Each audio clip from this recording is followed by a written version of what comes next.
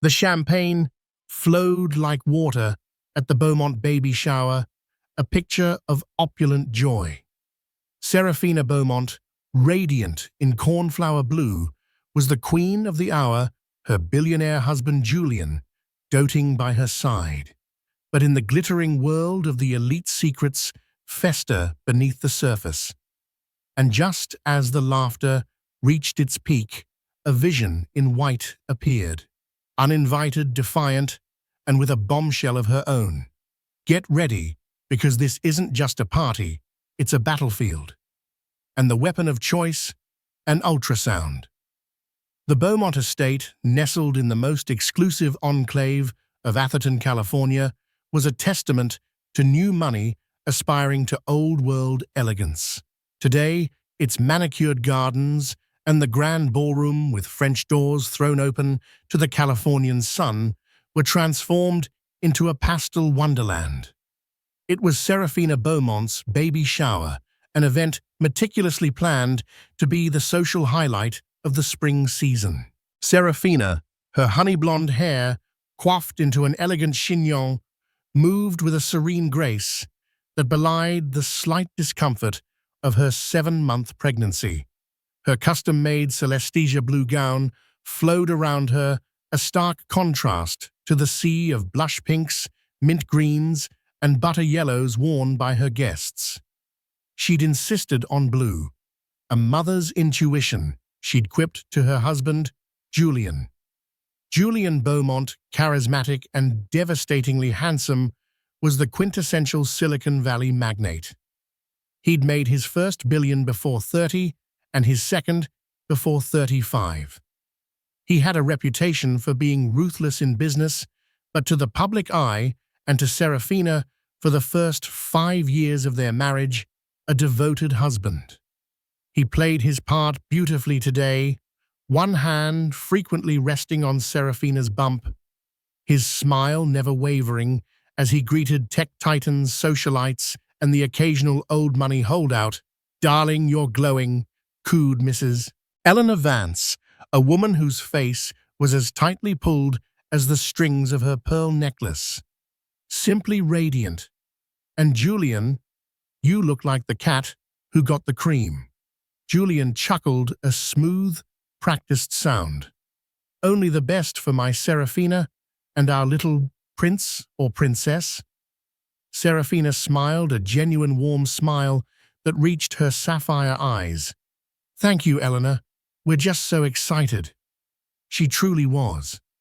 After 2 years of quiet heartache and hushed doctor's appointments, this pregnancy felt like a miracle, a blessing she'd guarded fiercely, delighting in every flutter, every kick.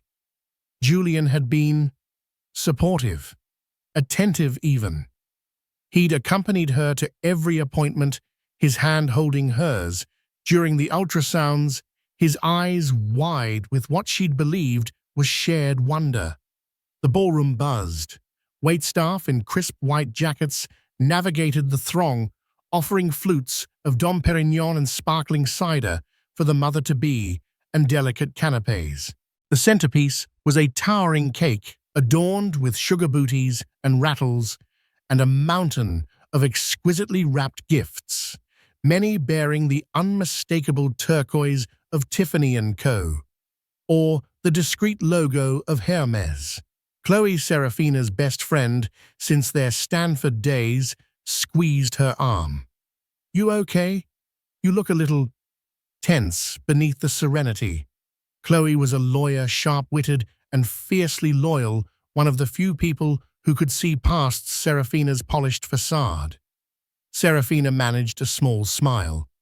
"Just the usual pre-party jitters, I suppose. And these heels are starting to feel like instruments of torture." She discreetly shifted her weight. "Julian has been almost too attentive lately. It's sweet, but sometimes it feels performative." Chloe's eyebrows perfectly sculpted rose a fraction. "Performative how?" Before Seraphina could elaborate, Julian was by her side, again his arm possessively around her waist. "Everything all right, my loves?" "Perfect," Seraphina said, leaning into him slightly. Chloe offered a tight-lipped smile. The afternoon wore on. Speeches were made. Gifts were presented, though not yet opened. That was for later, a more intimate affair, and the air thrummed with polite laughter and societal niceties. Serafina felt a wave of contentment wash over her. Perhaps her earlier unease was just pregnancy hormones. Perhaps Julian's recent shift in behavior, the late nights he swore were critical board meetings, the hushed phone calls he took in his study, the faint, unfamiliar scent of a woman's perfume she'd once caught on his jacket and convinced herself was from a colleague, was all in her head. She was about to become a mother. Their lives were about to change for the better.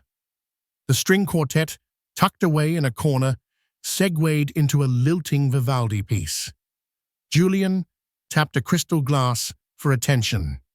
"My dear friends," he began, his voice resonating with warmth. "Thank you all for being here to celebrate with Serafina and me. This journey to parenthood has been a profound one, and to my incredible wife."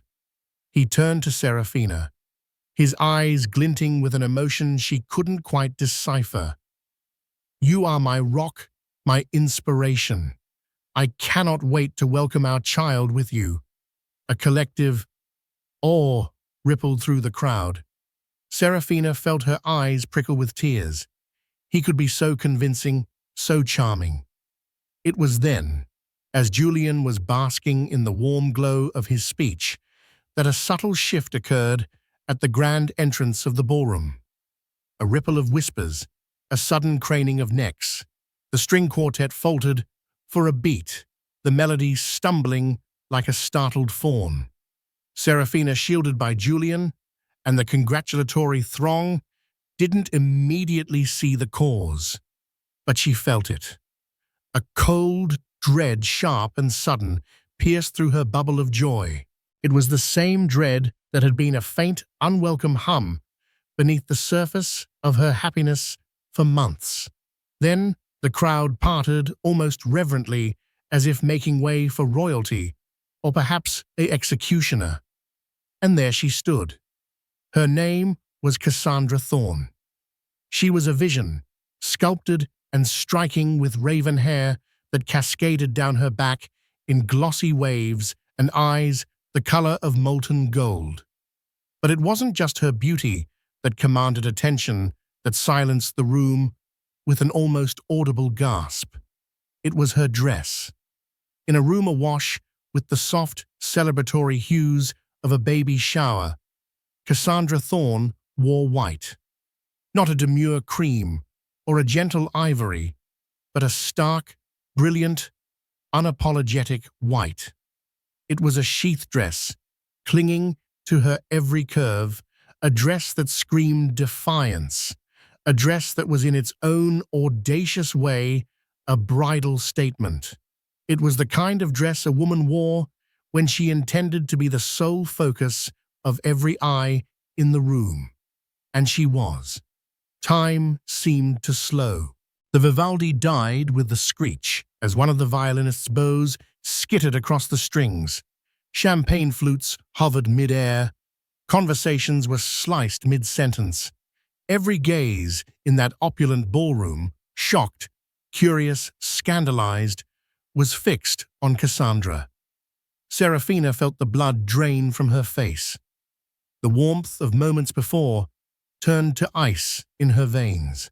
She knew with a sickening certainty that twisted her stomach into a painful knot exactly who this woman was.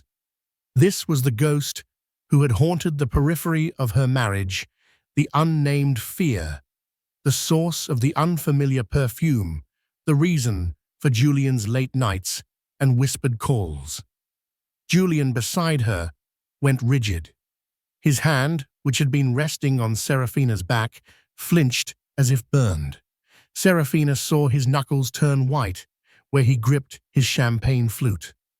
His charming smile, the one that had won over boards of directors, and once her own heart was frozen, a horrifying rictus of shock and dawning panic.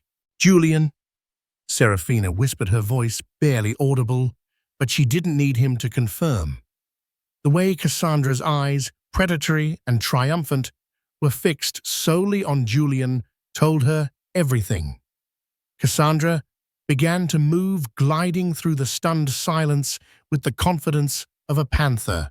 Her heels clicked with deliberate precision on the marble floor, each step an announcement of her arrival, her intent. She wasn't just crashing a party, she was detonating a bomb. The guests, a veritable who's who of Silicon Valley, began to murmur.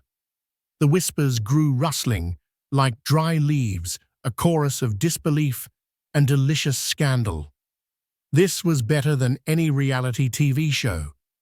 This was live, unfiltered, high society drama. Mrs. Eleanor Vance, her face a mask of outrage, was the first to find her voice, albeit a strangled one. "Well, I never—" "The audacity!" Cassandra paused, her gaze sweeping disdainfully over Mrs. Vance before returning to Julian. A small, knowing smirk played on her perfectly painted, crimson lips. She stopped a few feet from Julian and Serafina, creating an invisible triangle of tension that crackled with unspoken accusations. "Julian," Cassandra said, her voice smooth as silk, yet carrying an edge that cut through the room. "You didn't tell me the party was today. I would have worn something more appropriate." Her eyes flicked dismissively over Serafina's baby bump, then back to Julian, a silent, loaded insinuation hanging in the air. The implication was clear. She should have been the one being celebrated. Julian finally seemed to break from his paralysis. He took a step forward, as if to shield Serafina, or perhaps to intercept Cassandra before she could get any closer. "Cassandra," he choked out, his voice hoarse. "What are you doing here? This is a private event." "Oh, I know," Cassandra purred, her eyes glittering with malice. "But I felt I had a right to be here. After all." She paused for maximum dramatic effect, her hand drifting down to rest possessively on her own stomach, her perfectly flat stomach. "We have so much to celebrate, don't we?" Serafina's world tilted. Flat stomach. What did that mean? She'd braced herself for the Mistress, the homewrecker. But this was a new, confusing layer. Chloe, ever the protector, moved to Serafina's side, her arm a supportive presence. "I think you should leave," Chloe said, her voice firm and cold, addressing Cassandra. "Now." Cassandra laughed, a low, throaty sound that held no humor. "Oh, I don't think so. Not until I've had a chance to congratulate the happy couple and to share my own little piece of news." Her eyes locked onto Serafina's. There was no pity there, only a chilling reptilian satisfaction. "You see, Serafina," Cassandra continued, her voice dripping with mock sympathy, "Julian and we're going to have a baby too." A collective gasp, louder this time, more horrified, swept through the ballroom. Phones, previously tucked away, began to surreptitiously emerge, angled to capture the unfolding car crash. Serafina felt as if all the air had been punched from her lungs. Her hand flew to her own swollen belly, a protective gesture. Julian was babbling, "Cassandra, this isn't the time or place. You're mistaken. We need to talk privately." "Mistaken?" Cassandra's voice rose sharp and accusatory. "Oh, I don't think I'm mistaken, Julian. Are you denying it? Are you denying us?" She took another step closer, invading their space, her perfume, a heavy, cloying gardenia, so different from Serafina's light citrus scent, assaulting Serafina's senses. "I have the proof, darling, right here." She reached into her pristine white clutch, a ridiculously expensive Chanel piece, Serafina noted, with a detached part of her brain, and pulled out not a positive pregnancy test, not a doctor's note, but a small, ornate, velvet box. It looked suspiciously like a ring box. Serafina's heart hammered against her ribs. What fresh hell was this? Cassandra didn't open it. She simply held it up, letting the implications hang heavy in the air. Julian and I have plans, big plans. He was just waiting for the right moment to tell you, Serafina. Weren't you my love? Julian looked like a trapped animal, his eyes darting between the two women, the shocked faces of his guests, and the exits. He was pale, sweating, his carefully constructed world crumbling around him in spectacular fashion. "This is a misunderstanding," he stammered, his voice cracking. "A terrible, terrible misunderstanding." Serafina finally found her voice. It was surprisingly steady, laced with an Arctic calm she didn't know she possessed. Years of navigating treacherous boardroom politics alongside her own father, a titan of old industry, had perhaps prepared her for this moment more than she realized. "A misunderstanding," she repeated, her gaze fixed on Cassandra, but her words a clear indictment of Julian. "Or is it a long overdue revelation?" She turned her head, slowly pinning Julian with a look that could freeze fire. "Julian, who is this woman?" Though she already knew. Oh, she knew. And a part of her, a deeply buried, wounded part, had known for a very long time. Julian flinched under Serafina's glacial stare. The carefully cultivated image of the doting husband was shattering, revealing the weak, deceitful man beneath. "Serafina, please. Not here. Let's go somewhere private. We can talk about this." Talk about what? Julian, Serafina's voice was still dangerously calm, a stark contrast to the turmoil raging within her. "Talk about your big plans." Her eyes flicked to Cassandra, then back to her husband. "Or perhaps you'd like to explain why a woman you apparently intend to marry and who claims to be carrying your child is gate-crashing our baby shower dressed like a sacrificial bride." The sacrificial bride comment landed with precision. A few titters, quickly suppressed, rippled through the audience. Cassandra's perfectly made-up face tightened. "He loves me," Cassandra declared, stepping forward, her voice rising an octave. "He was going to leave you. He was just waiting until after your baby was born. He didn't want to cause you undue stress. He's considerate like that." The irony was so thick, Serafina could have choked on it. "Considerate," she echoed, a humorless laugh escaping her.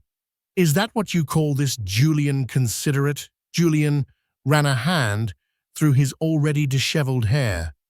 "Cassandra, you're not helping. This is not what we discussed." "Discussed?" Serafina pounced on the word. "So there were discussions." The air crackled. Chloe put a reassuring hand on Serafina's arm, but Serafina subtly shook her head. She needed to face this. She needed to see it through. "He told me he was trapped," Cassandra cried, her eyes flashing. "He said the marriage was a sham, a business arrangement. He said you two hadn't shared a bed in years." Each word was a fresh stab to Serafina's heart, yet her composure, her icy shield, remained intact. The detail about not sharing a bed, while a painful exaggeration of their recent strained intimacy, was designed to humiliate her publicly. And it did. She could feel the pitying, scandalized eyes of their guests. The Beaumonts, the golden couple, were now the stuff of sordid gossip. "And the baby, Cassandra?" Serafina asked, her voice soft but carrying immense weight. "You claim you're pregnant with Julian's child." Cassandra's hand instinctively went to her flat stomach again. "Yes, I am. We're going to be a family."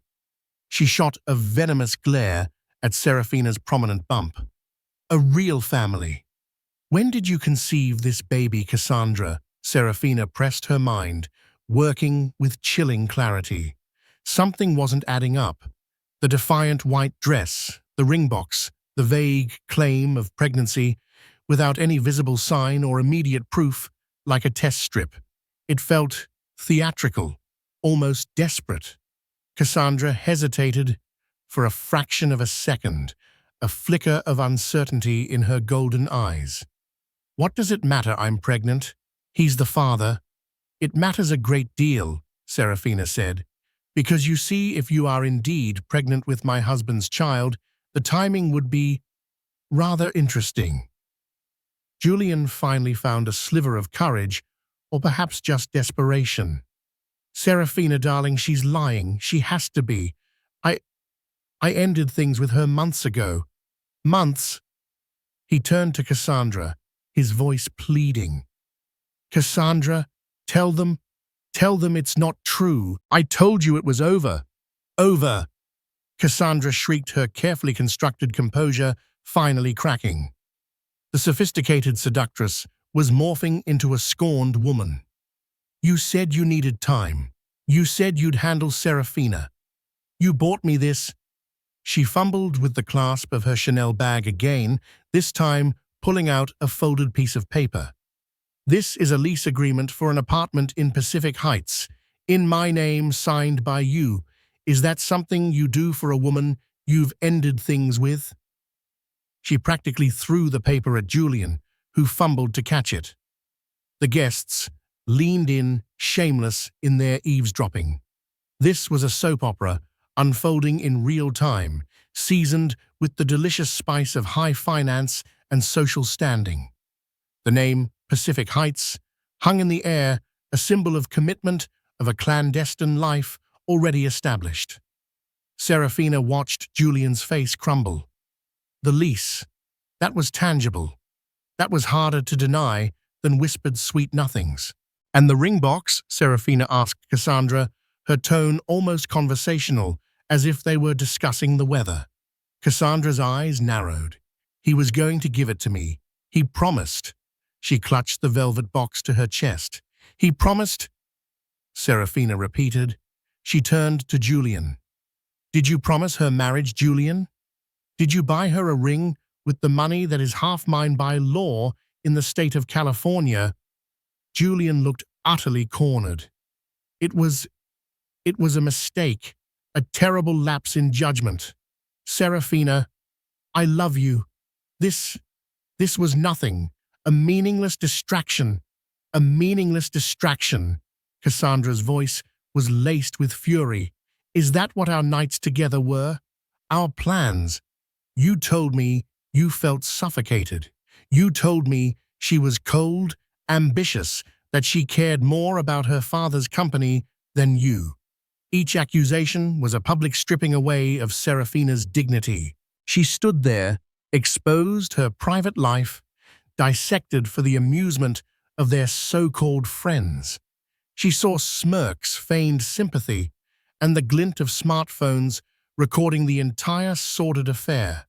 The name Beaumont would be mud by morning. Her father, who valued reputation above all, would be disappointed. That was an understatement. But then, a strange calm settled over Serafina. The initial shock and pain were still there, a dull ache in her chest, but overlaying it was a cold, hard anger. And with that anger came a clarity she hadn't felt in months.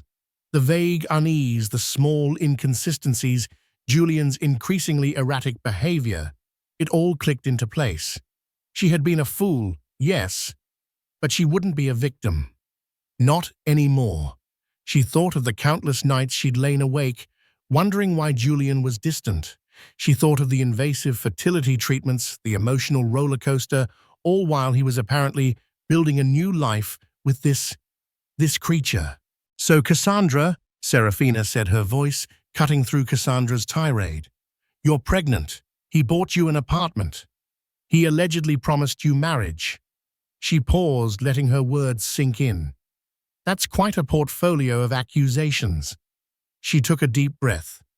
It was time.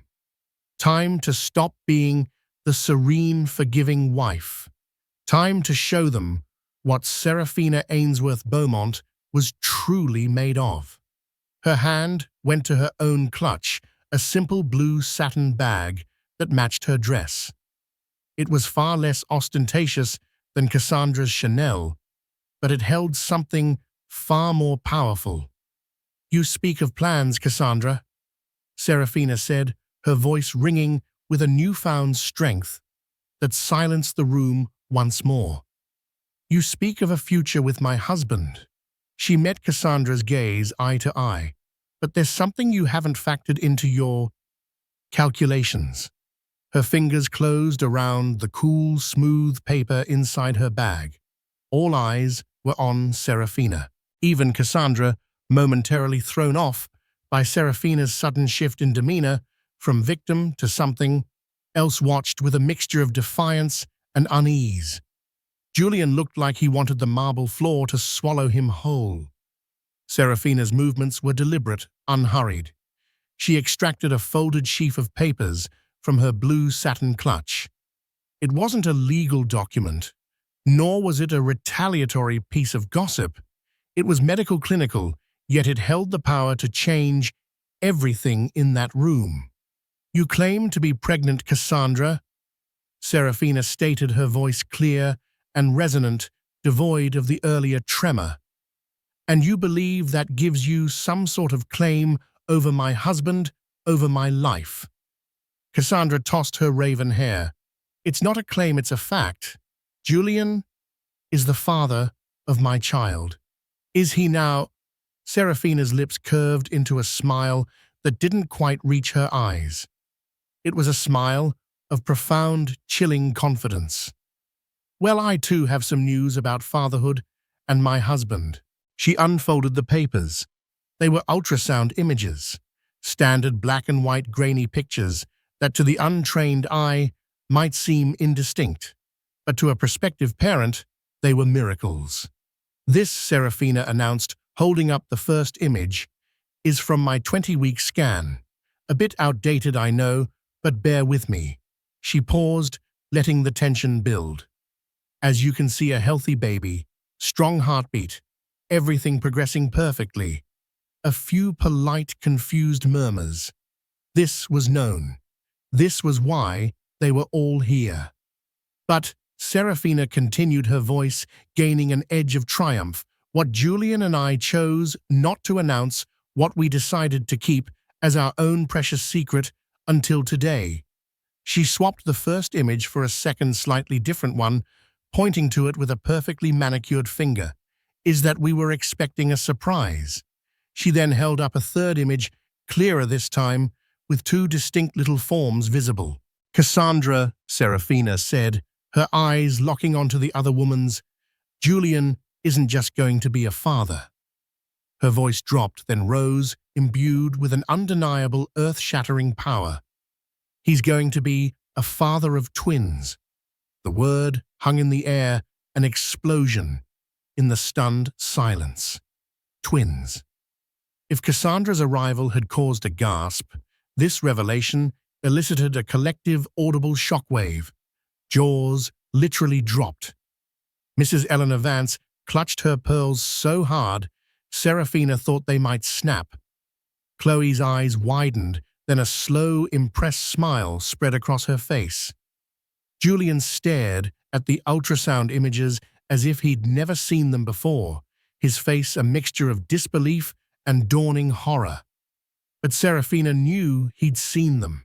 He'd been there.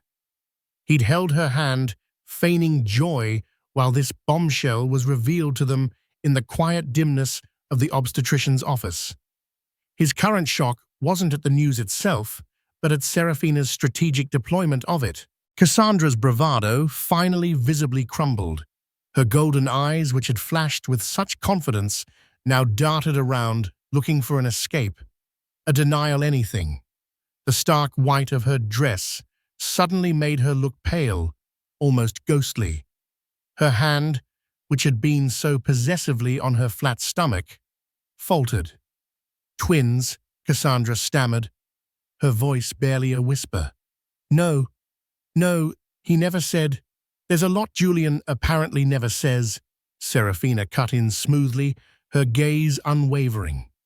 He seems to be quite skilled at omissions. She looked directly at Julian, whose face was now ashen. Isn't that right, darling? Julian opened his mouth, then closed it again, speechless. He was trapped, exposed, his betrayal laid bare, not just by a mistress, but by the sheer magnitude of the family he was jeopardizing. One baby might be a scandal, he could weather an affair, he could eventually spin. But twins signified a deeper commitment, a future he was now undeniably publicly tied to with Serafina. So Cassandra, Serafina pressed on, relentless. You say you're pregnant. When exactly are you due? Because for Julian to be the father of your child, and for me to be 7 months along with his twins, the timeline becomes rather critical. Wouldn't you agree? This was the crux of it. Serafina had done the math in her head the moment Cassandra had walked in. Even if Cassandra had gotten pregnant, the very day Julian claimed he'd ended things months ago, it wouldn't align with a new, burgeoning pregnancy she could flaunt yet hide. If Cassandra was pregnant and Julian was the father, it meant he had been with Cassandra very, very recently, or Cassandra was much further along than she was letting on, or most deliciously, not pregnant by Julian at all. I don't have to explain myself to you, Cassandra said, but the fight was draining out of her. Her voice was thin, reedy. The ring box in her hand suddenly seemed like a child's toy, not a trophy. Oh, I think you do, Serafina countered. You came into my home on a day meant to celebrate my children, and you made some very serious accusations. You tried to destroy my marriage, my reputation. She took a step closer to Cassandra, the ultrasound pictures still in her hand like a shield and a sword. So tell us, Cassandra, are you even pregnant? Or was this all a desperate, pathetic ploy to trap a man who clearly has a problem with fidelity? The guests were rapt. This was a masterclass in social warfare. Serafina, the wronged wife, was not wilting, she was blooming, albeit with thorns. I am, Cassandra insisted, but her eyes darted towards Julian, seeking support, a lifeline. Julian, tell her about us. Julian looked at Cassandra with something akin to revulsion. The spell was broken. Whatever allure Cassandra had held for him was now tainted by this public, humiliating spectacle. He saw not a desirable mistress, but a liability, a wrecker of worlds, primarily his own. Cassandra, Julian finally managed, his voice strained. I think you should go. There's clearly been a misunderstanding. He was trying to salvage what little he could, trying to paint Cassandra as delusional. A misunderstanding. Cassandra's voice cracked with genuine hurt and fury. After everything, you coward, you pathetic lying coward. She turned back to Serafina, a wild, desperate look in her eyes. He's lying. He loves me. He must. Serafina simply raised an eyebrow. He doesn't seem to be corroborating your story, does he? She then addressed the room, her voice carrying to every corner. My apologies, everyone, for this interruption. It seems we have an uninvited guest who is confused about certain facts, namely, my husband's commitment to our growing family. She emphasized her gaze sweeping over Julian, then landing back on Cassandra with the finality of a judge's gavel. Now, Cassandra, Serafina said, her tone dropping to a steely whisper that only those closest could hear. I believe the term is persona non grata. Security will see you out, or you can walk out with what little dignity you have left. Your choice. As if on cue, two discreet but imposing security guards who had been alerted by a frantic event manager materialized near the ballroom entrance. Their presence was a clear, unspoken threat. Cassandra looked from the guards to Julian's defeated face, then to Seraphina's triumphant, implacable one. The fight had gone out of her. The white dress, once a symbol of her audacious claim, now seemed to mock her, making her stand out like a sore thumb in her moment of utter humiliation. The ring box was still clutched in her hand, a bitter reminder of promises likely never made or never intended to be kept. With a choked sob, Cassandra Thorne, the would-be usurper, turned and fled. She didn't walk. She ran her heels, clattering ignominiously on the marble, the whispers and stunned gazes of Atherton's elite following her like a pack of hounds. The ballroom was silent for a moment, the collective breath held. Then Chloe let out a whoop. "That, my friend," she said, beaming at Seraphina, "was magnificent." Seraphina finally allowed herself a shaky breath. The adrenaline was still coursing through her, but a profound sense of victory and an equally profound sorrow washed over her. She had won the battle spectacularly, but the war for her marriage, for her future, that was far from over. Her eyes found Julian's. He looked broken, terrified, and utterly alone, despite being surrounded by people. The party was officially over. The real drama, however, was just beginning. The silence that descended after Cassandra's chaotic exit was thick with unspoken judgments and the ghosts of broken vows. Guests began to murmur amongst themselves, a low, sibilant hum that felt louder than shouts in the cavernous ballroom. Most avoided eye contact with either Seraphina or Julian, already mentally composing the scandalous texts and emails they would send the moment they were out of earshot. The Beaumont baby shower would be legendary, but for all the wrong reasons. Chloe, ever practical, took charge. "All right, everyone," she announced, her voice carrying the authority of a courtroom veteran. "Thank you all for coming. I believe the parents-to-be need some rest. Please help yourselves to some cake on your way out." It was a polite dismissal, and the guests, sensing the raw, exposed nerves of the hosts, began to disperse with a mixture of relief and reluctance. They'd witnessed the explosion. Now, they wanted to dissect the fallout from a safe distance. Mrs. Eleanor Vance, however, was not one to retreat. She swept towards Julian, her face a frozen mask of disapproval. "Julian," she hissed, her voice low, but sharp enough to cut glass.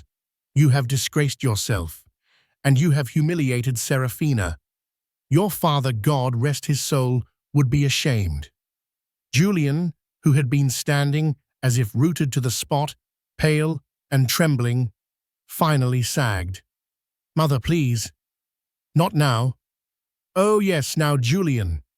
A new voice interjected, cool and imperious. It was Julian's actual mother, Meredith Beaumont, a woman whose iron will was as renowned as her family's old money fortune, which Julian's new money had conveniently supplemented. Meredith had been a silent, horrified observer throughout the entire debacle, her expression unreadable, until now. She was a woman who valued appearances and lineage above all, and this public display of her son's sordid affairs was an unforgivable sin.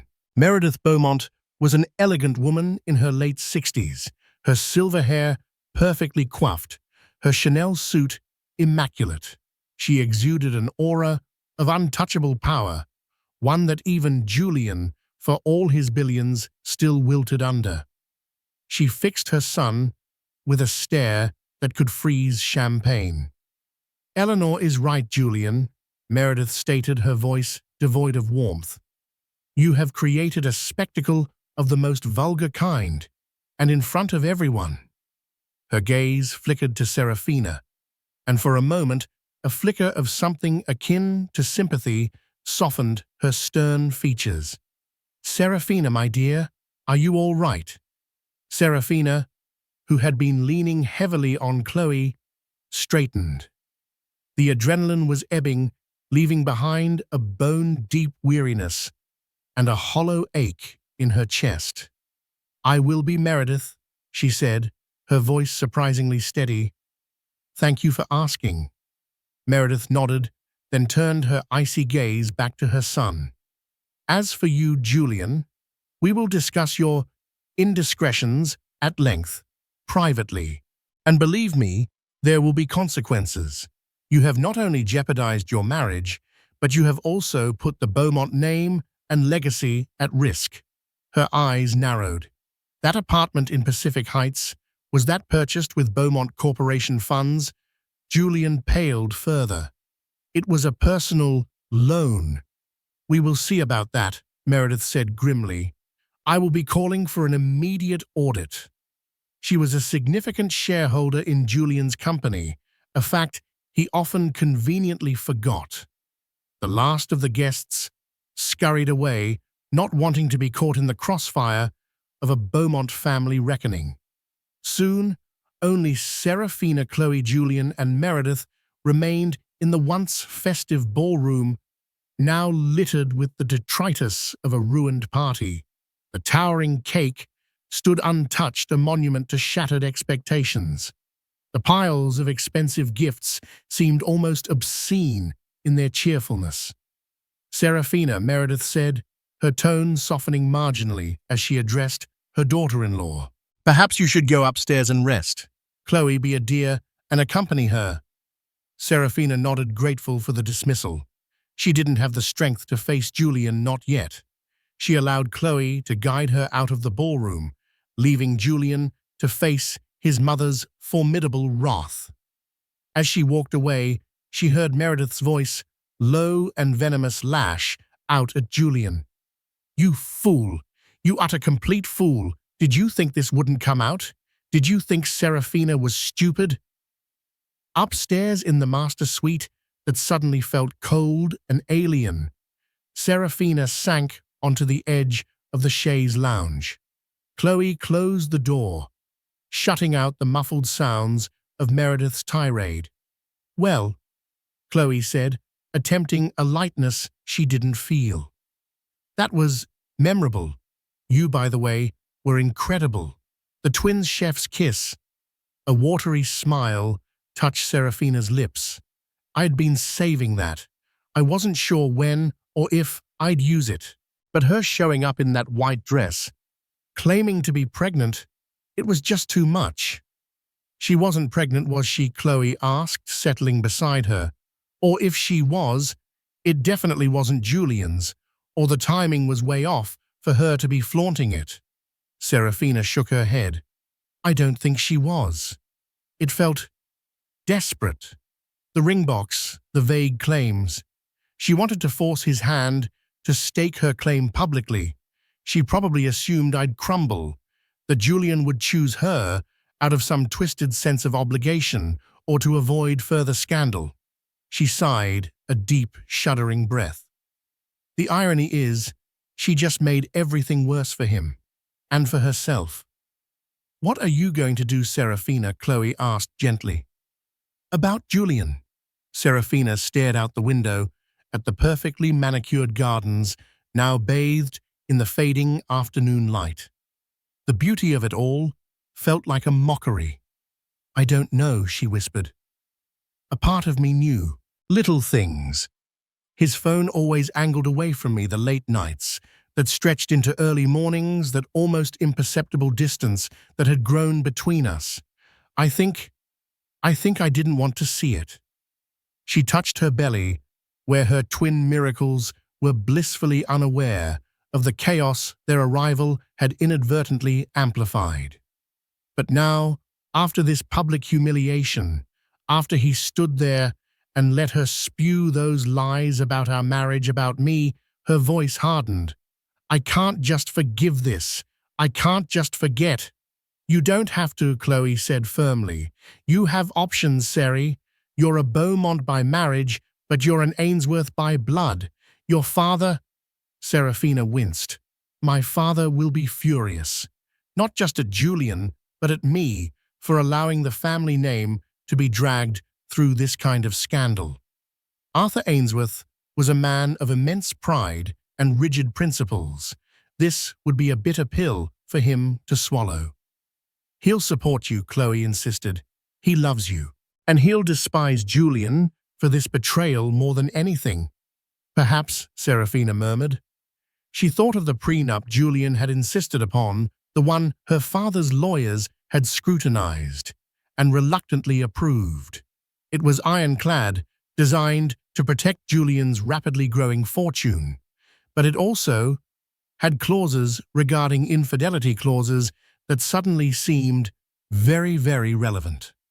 "The twins changed things, though," Serafina said, a thoughtful expression dawning. "Child support for two for 18 years. That's not insignificant, even for Julian. And the optics of him abandoning his pregnant wife, who is carrying his twins for a mistress who may or may not even be pregnant, it's not a good look, even in Silicon Valley." Downstairs, the confrontation continued. Meredith Beaumont was systematically dismantling her son. "That woman, Cassandra Thorne," Meredith was saying, her voice like chipping ice. "I had my people look into her the moment Julian started mentioning her name in his sleep a few months ago." Julian visibly flinched. In his sleep, he hadn't even realized. "She's a social climber, Julian, with a string of wealthy benefactors. Ambitious, certainly, but hardly the type to build a life with. And pregnant, I highly doubt it. Or if she is, I'd wager a significant sum. It isn't yours, or the timing is so fresh, it's a Hail Mary pass." Meredith paced the length of the ruined gift table. "You were careless. You were stupid. You were seduced by something shiny and new, and you risked everything. Your company, your reputation, your children's future."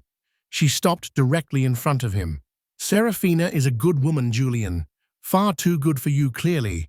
She is strong, intelligent, and she comes from a lineage that commands respect.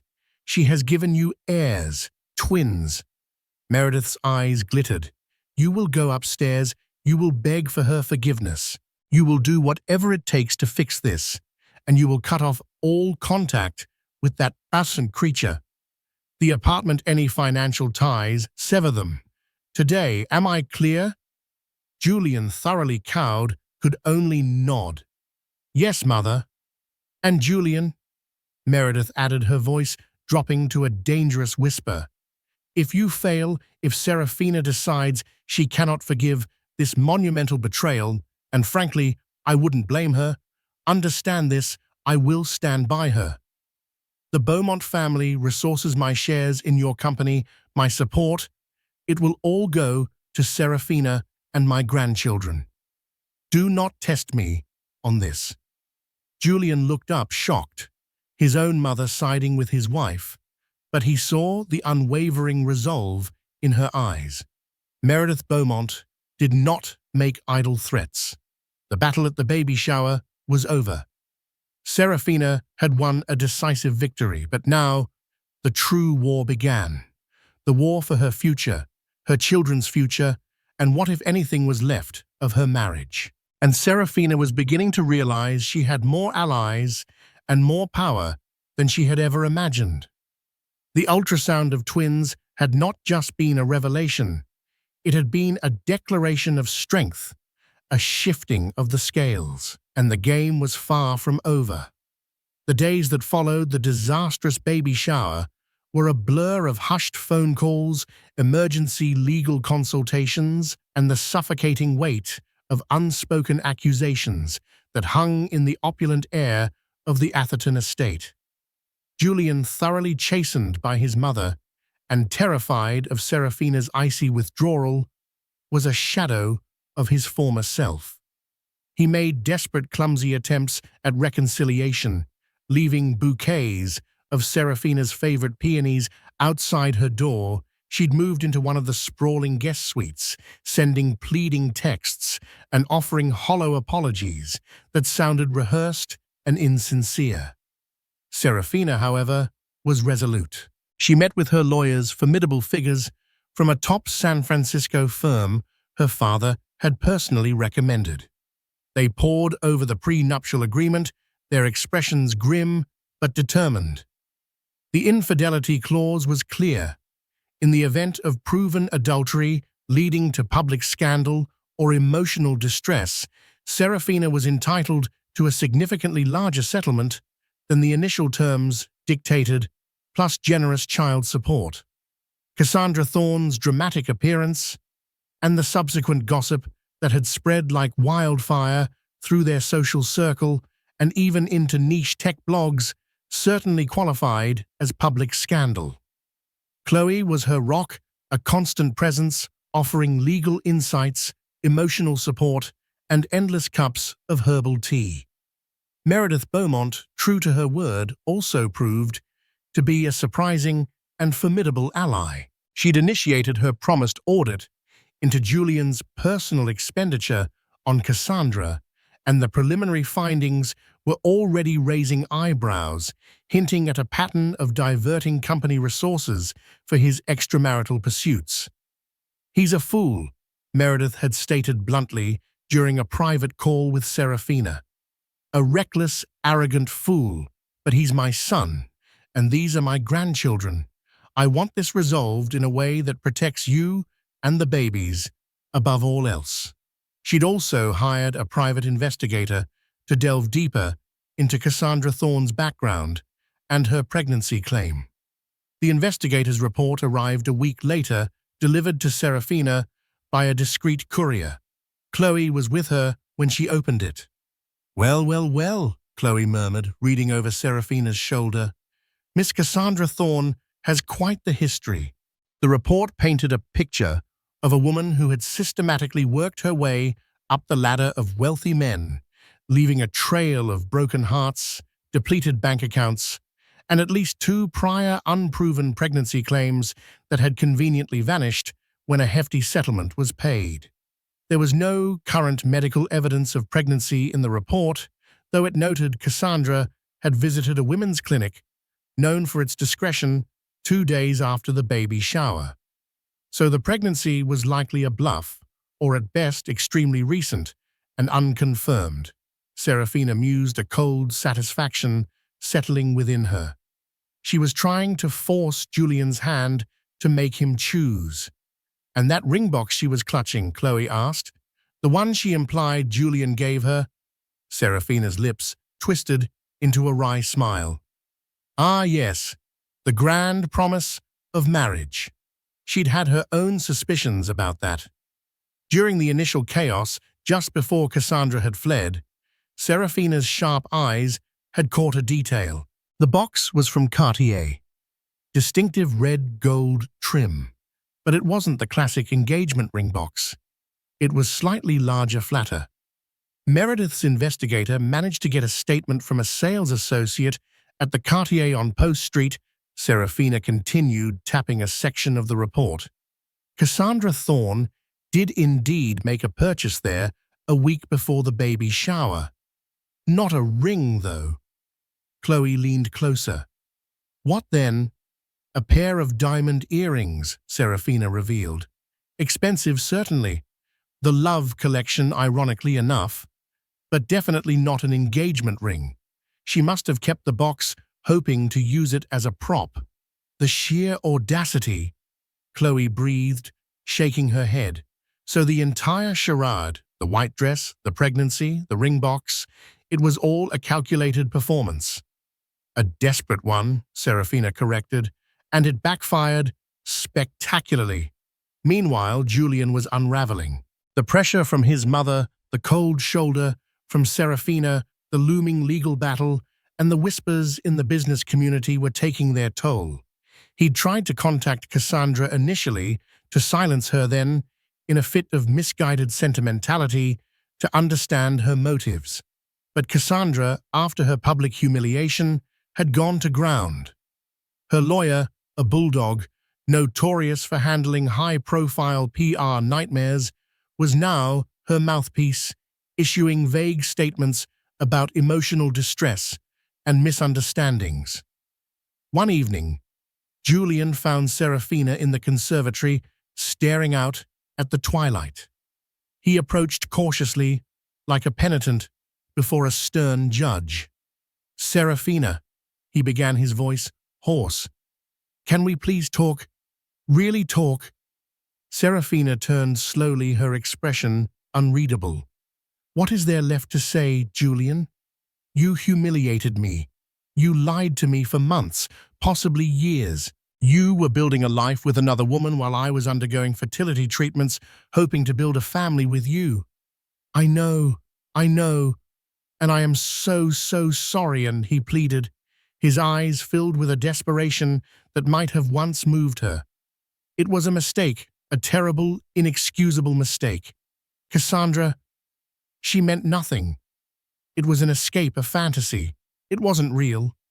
It was real enough for you to lease an apartment for her in Pacific Heights. Serafina countered, her voice like chipped ice. It was real enough for her to believe you'd leave me your pregnant wife. I never said that. She twisted things, Oh, Julian. Serafina sighed, a profound weariness in her voice. Stop. Just stop lying. Do you think I'm a fool? Do you think your mother is? The investigator's report on Cassandra was quite enlightening, as was the preliminary audit of your personal company expenses. Julian flinched. He hadn't anticipated the full extent of Meredith's wrath or Serafina's quiet efficiency. The Cartier earrings were a nice touch, by the way. Serafina added, a ghost of a smile playing on her lips. Did she enjoy them? Before she tried to pass off the box as an engagement ring? Julian stared at her aghast. How did she know he'd bought Cassandra earrings, a parting gift he'd foolishly hoped would smooth things over before Serafina found out? He hadn't known Cassandra would keep the box and try to use it in such a deceitful way.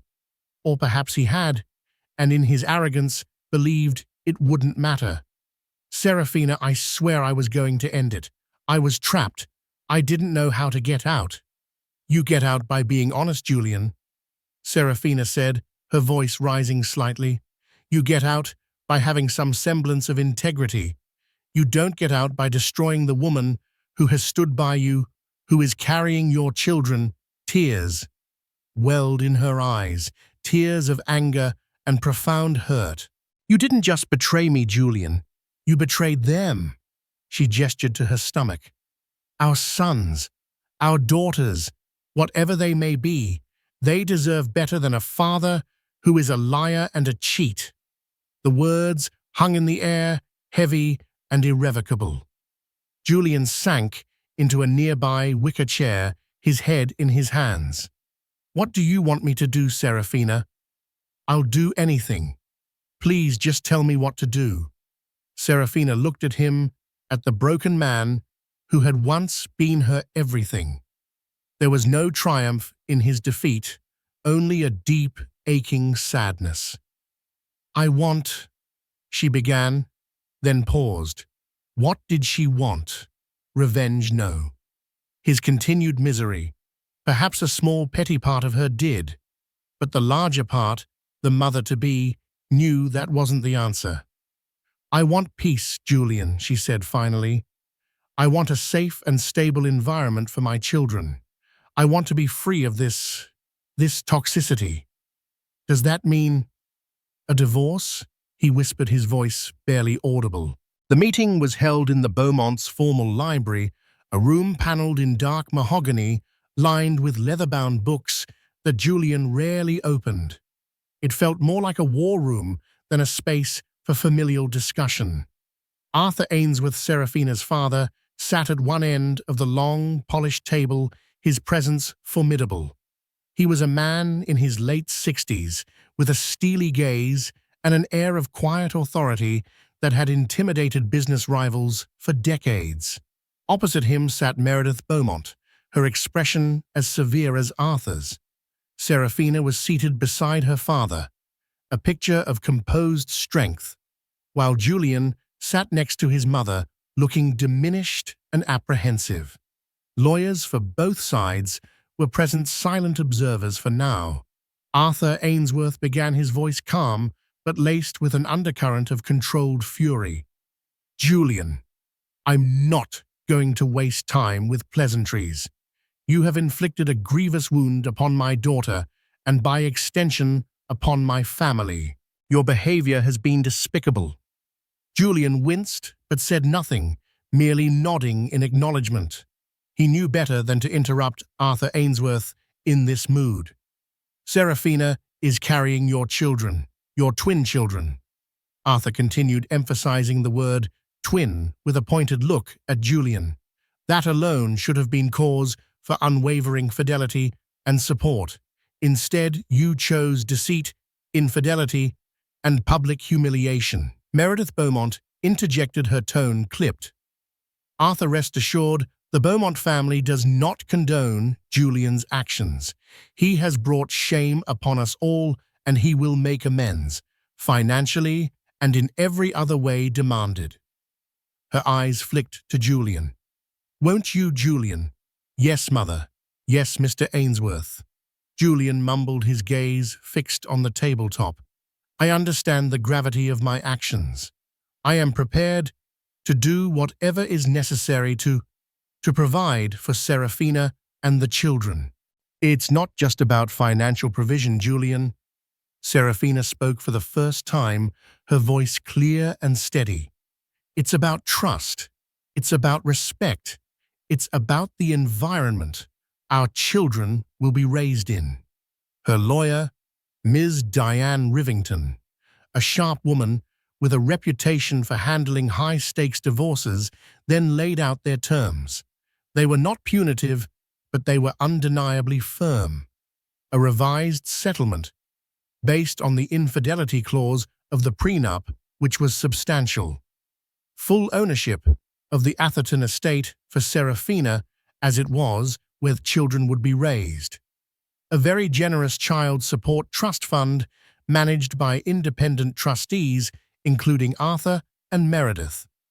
Strict visitation schedules for Julian contingent on his continued good behavior and initially at least supervised. And a gag order preventing either party from speaking publicly about the details of the separation or Cassandra Thorne. Julian listened, his face pale. It was a complete dismantling of his current life, but he knew he had no leverage. He had forfeited any right to negotiate. Furthermore, Arthur Ainsworth added, his eyes like flint, regarding Beaumont Corporation. "Meredith and I have had discussions. My own family office is considering a significant investment tied to certain leadership and governance reforms." Julian's head snapped up. This was new. His father-in-law investing in his company. It sounded less like an investment and more like a takeover, or at least a way to install oversight. Meredith nodded. Arthur's concerns about the stability and ethical conduct at the highest levels of the company are valid, given recent events. A partnership could be beneficial for all, especially for the future of my grandchildren, who will one day be significant shareholders. Julian felt the walls closing in. His personal life was in ruins, and now his professional autonomy was being threatened. It was the price of his folly. He looked at Seraphina, perhaps for a sign of mercy, but her expression was resolute. She was no longer the wife he could manipulate or placate. She was a mother, protecting her cubs, an Ainsworth defending her dignity, and a Beaumont, by alliance with Meredith, ensuring her children's legacy. After a tense silence, Julian sighed, a sound of utter defeat. "I agree to the terms," he said, his voice barely a whisper. "All of them." The lawyers began to shuffle papers, preparing the necessary documents. The meeting, brutal and efficient, was essentially over. And so the storm passed. Seraphina, armed with courage and the undeniable truth of her twin blessings, navigated the wreckage of betrayal and emerged not as a victim, but as a victor. Julian faced the consequences of his actions. His world forever changed, while Cassandra Thorne faded into the scandalous footnote she'd authored. In the end, it wasn't the white dress or the deceit that defined the day, but the quiet power of an ultrasound and a mother's fierce, unyielding love. Serafina's journey was a testament to resilience, proving that even in the face of public humiliation and private heartbreak, strength can be found and a new, brighter future can be forged. What did you think of Serafina's incredible takedown? Did Julian get what he deserved? Let us know your thoughts in the comments below. Don't forget to like this video. If you love a story of triumph, share it with your friends who need a dose of drama, and subscribe for more unforgettable stories. Click that notification bell so you never miss an update.